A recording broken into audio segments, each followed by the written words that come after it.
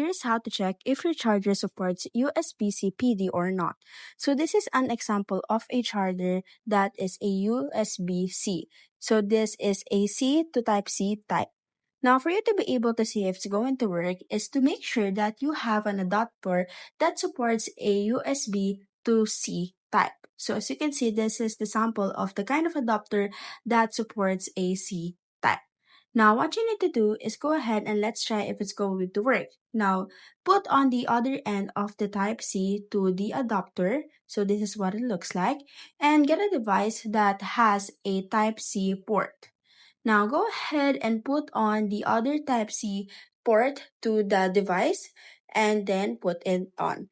Now, go ahead and sock the adapter to the power, and if it's working, then it only means that your charger supports USB-C, the account of type of charger. And that's how simple it is. Make sure that you are going to use power.